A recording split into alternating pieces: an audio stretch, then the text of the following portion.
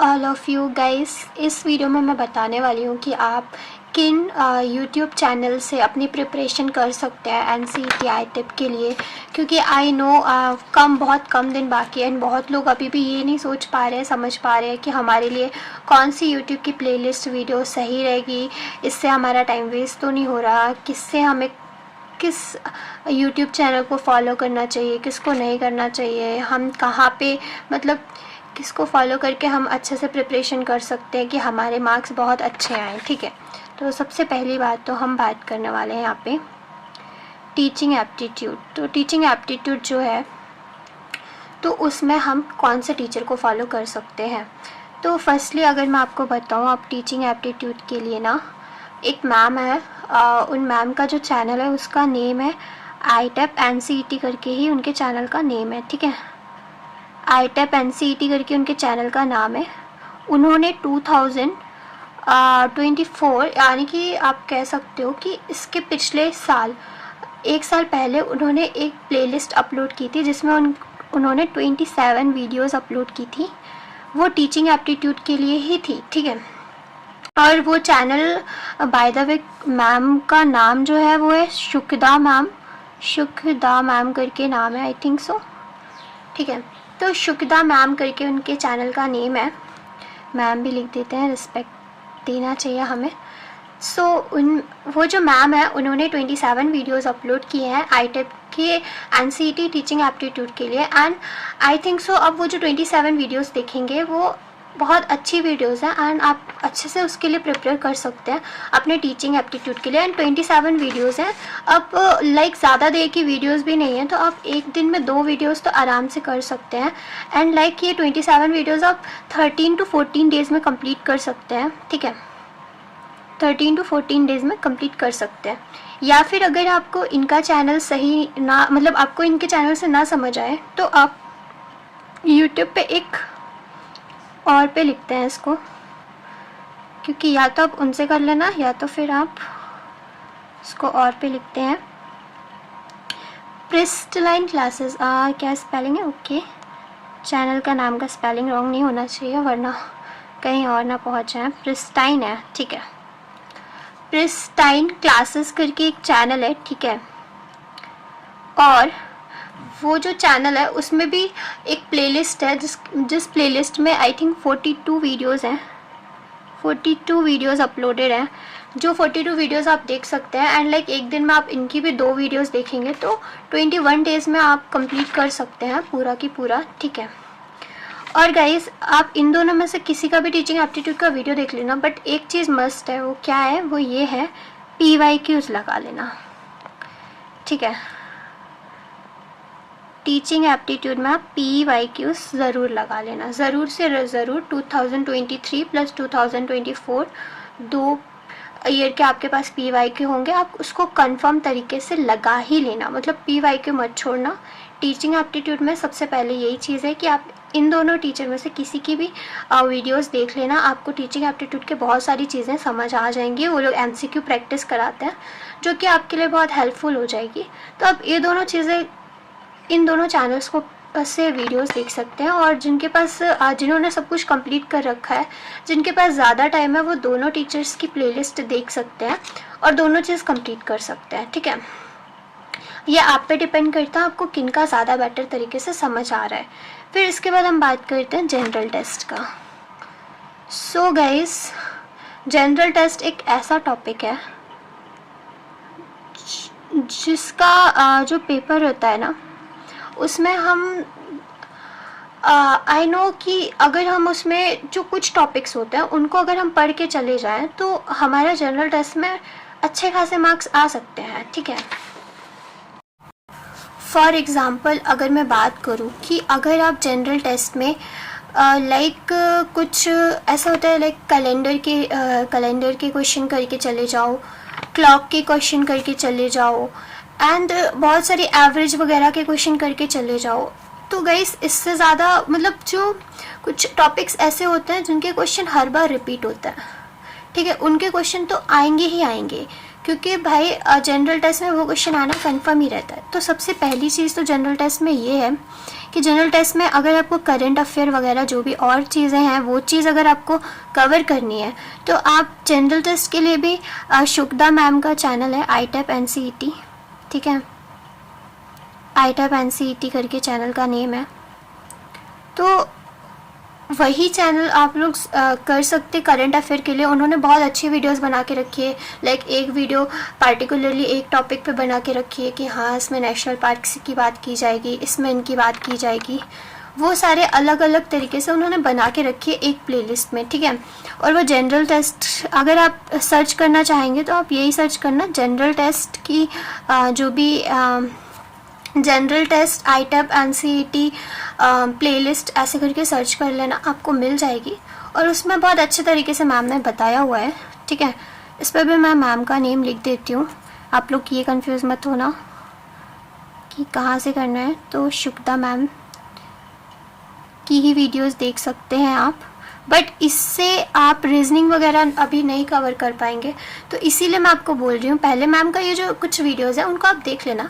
Plus इसके साथ आप क्या करना, प्लस मैंने कुछ मतलब बहुत सारी प्लेलिस्ट देखी, मैंने भी बहुत अच्छे तरीके से देखा, उनका वीडियोस देखने का कोशिश किया कि मुझे उनसे की वीडियो से समझ आ रहा है कि नहीं आ रहा, कि मुझे आप लोगों को अगर मैं बताऊँ तो आप लोग उस चीज़ में आप लोगों कर पाओगे कि नहीं, ठीक है। तो मैं आपको इसमें 2 चैनल बता रही हूँ, लाइक जो मैं इसमें बता रही हूँ 2 चैनल, वो है एक CUET अड्डा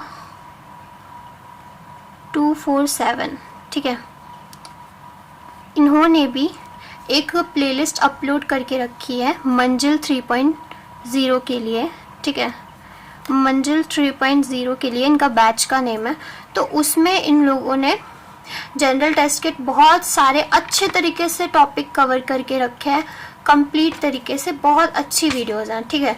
एक टॉपिक के 1-1 घंटे की वीडियो है और काफ़ी अच्छी वीडियो है, जिसमें आपको अगर उस टॉपिक के वीडियोस देख लेंगे तो आपका वो चीज़ कवर हो जाएगा, ठीक है। कैलेंडर, क्लॉक वगैरह सब उन्होंने करवा के रखा है, तो ये देख सकते हो आप, ठीक है। बट ये जो है ना, आई थिंक ये जो प्लेलिस्ट है वो काफ़ी बड़ी प्लेलिस्ट है, तो अगर आप इसे ना कवर कर पाएँ, ठीक है, तो आप दूसरा चीज़ ये कर सकते हैं कि एक और प्लेलिस्ट है CUET वल्ला, जो है CUET वल्ला करके एक चैनल है, उसमें सफल 3.0 है बैच का नेम, ठीक है, सफल 3.0 बैच का नेम है और सफल 2.0, ठीक है। तो इन दोनों बैच में उन्होंने पढ़ा के रखा है, दोनों बैच की प्लेलिस्ट बनी हुई है, ठीक है। तो आप सिर्फ ये सर्च करना जनरल टेस्ट CUET वल्ला सफल 3.0 2.0 ऐसे सर्च कर सकते हो और आपको इनकी प्लेलिस्ट वैसे की वैसी मिल जाएगी। और मैं आपको ये बताना चाह रही हूँ कि ये जो प्लेलिस्ट है वो मोर देन सफिशिएंट है, क्योंकि मैंने मतलब और जगह भी देखा, बहुत लोग बना रहे हैं जनरल टेस्ट की वीडियोस, बहुत लोग बना रहे हैं, बट मैं आपको ये इसलिए सजेस्ट कर रही हूँ क्योंकि इन लोगों ने बहुत अच्छे तरीके से समझाया है, एंड जो समझाने की टेक्निक वैक्निक है सब बहुत बेटर लगी मुझे, इसीलिए। अब जनरल टेस्ट में क्या बस हमें इतना करना है क्या कि हमें ITAP NCET में शुक्दा मैम की वीडियोस देखनी है और ये दोनों में से कोई सा करना, बस इतना करना क्या? नहीं, आपको PYQs भी लगाने हैं, ठीक है। मैं आपको ये सजेस्ट करूँगी कि आप लोग पहले इन वीडियोस को देखें, ठीक है, ये सारी वीडियोस को देखें, दैन इसके बाद PYQs कंप्लीट करें, क्योंकि अगर आप इन वीडियोस को देखेंगे उसके बाद PYQs कंप्लीट करेंगे तो आपके लिए बहुत ज़्यादा बेटर हो जाएगा कि आपको सारी चीज़ों का, जितनी भी चीज़ें होती है ना, सबका एक आइडिया लग जाएगा कि कैसे कैसे क्वेश्चन आ रहे हैं। इसके बाद गाइस हम बात करते हैं, हमारे पास जो नेक्स्ट सब्जेक्ट आ जाता है वो लैंग्वेज वाला आ जाता है। बाय द वे मैं इंग्लिश लैंग्वेज की बात करने वाली हूँ यहाँ पे, ठीक है। आप अपने लैंग्वेज के हिसाब से देख सकते हैं वीडियोस, आप सर्च करेंगे तो मिल जाएंगे यूट्यूब पे। मैं अभी इंग्लिश लैंग्वेज की बात कर रही हूँ, ठीक है। जिनका भी सब्जेक्ट इंग्लिश लैंग्वेज है, इंग्लिश लैंग्वेज सबसे ज़्यादा लोगों का ही सब्जेक्ट होगा, ठीक है। तो इंग्लिश लैंग्वेज में मैंने बस एक प्लेलिस्ट देखी थी, बहुत मस्त प्लेलिस्ट लगी मुझे, वो थी CUET की ही प्लेलिस्ट थी, ठीक है। CUET 2025 फाउंडेशनल कोर्स,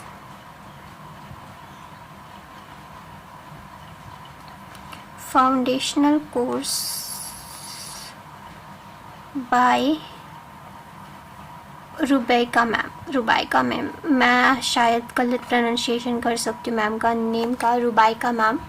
तो इनकी जो प्लेलिस्ट है वो मुझे काफ़ी बेटर लगी इंग्लिश लैंग्वेज के लिए। आप उनको फॉलो, मतलब उनकी प्लेलिस्ट देख सकते हो, बहुत ज़्यादा अच्छी है। लाइक उनकी प्लेलिस्ट में उन्होंने बहुत अच्छे तरीके से समझाया है एंड ज़्यादा वीडियोस भी नहीं है। आप उसको कवर कर लोगे ना तो आपका लैंग्वेज अच्छी तरीके से कवर हो जाएगा। लैंग्वेज के मार्क्स आपके कहीं नहीं जा रहे अगर आपने उनकी वीडियोज़ देख ली तो। मुझे बहुत ज़्यादा पर्सनली बहुत अच्छी वीडियोज़ लगी उनकी, ठीक है।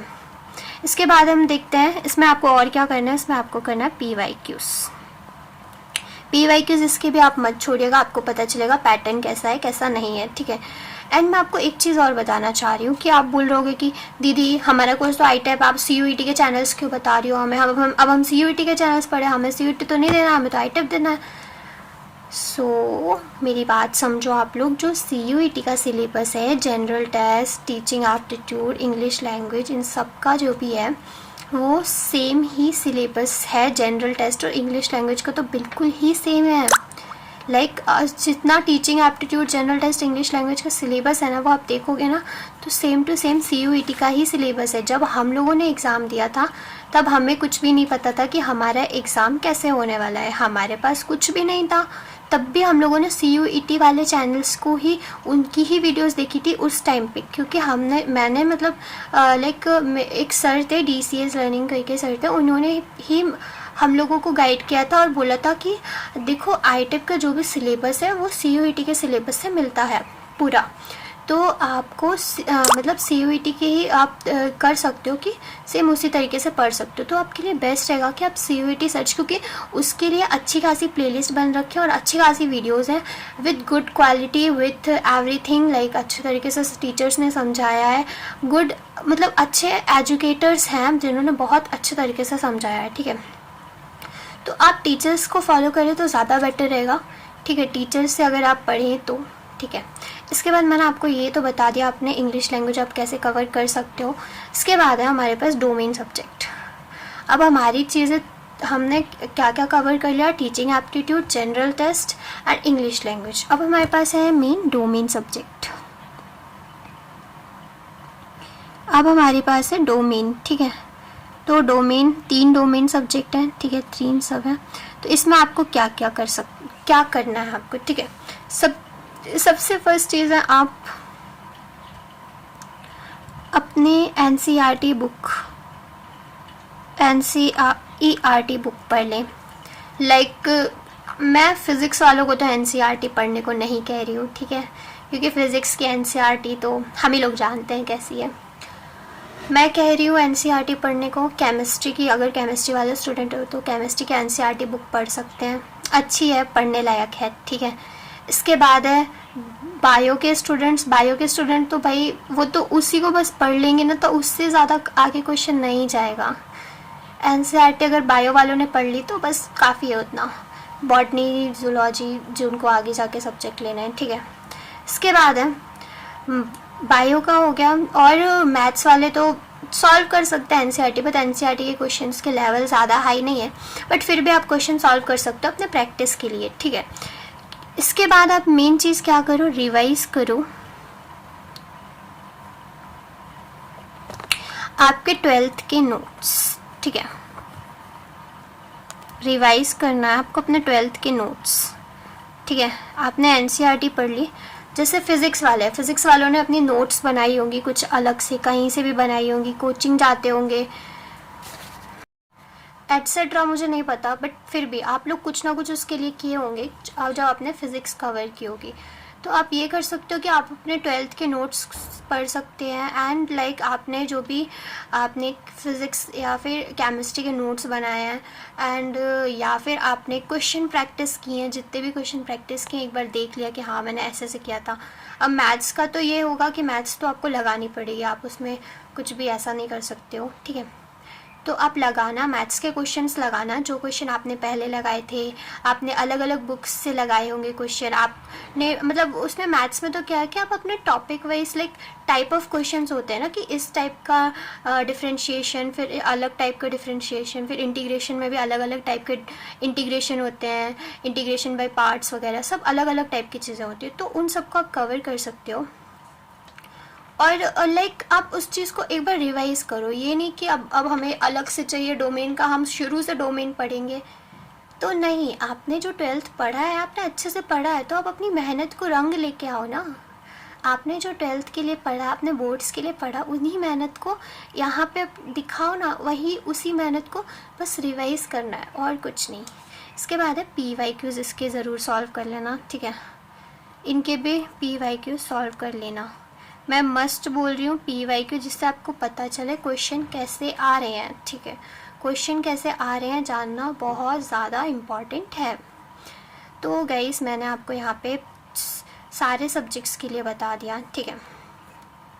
मैंने आपको बता दिया कि आप NCERT ITEP में टीचिंग एप्टीट्यूड के लिए क्या कर सकते हैं। मैं एक बार आपको फिर से बता रही हूँ कि टीचिंग एप्टीट्यूड के लिए आप शुभदा मैम ने जो वीडियोस बना के रखी है, ITEP NCERT चैनल का नेम है, उसमें उन्होंने प्लेलिस्ट बना के रखी है टीचिंग एप्टीट्यूड के लिए, वो आप देख सकते हैं। एंड इसके बाद क्रिस्टलाइन क्लासेस की भी देख सकते हैं वीडियोस टीचिंग एप्टीट्यूड के। आप इन दोनों में से किसी एक की भी वीडियोस देखोगे तो काफ़ी रहेगा। ये आप पे डिपेंड करता है, आपके पास ज़्यादा टाइम है तो आप दोनों टीचर्स का वीडियो देख लो, क्योंकि क्वेश्चन के टाइप्स और पता चल जाएंगे और ज़्यादा कुछ नहीं, और क्वेश्चंस मिल जाएंगे क्योंकि और क्वेश्चन कराए होंगे टीचर्स ने। बाकी आपकी मर्ज़ी, आप एक टीचर का भी देख सकते हो।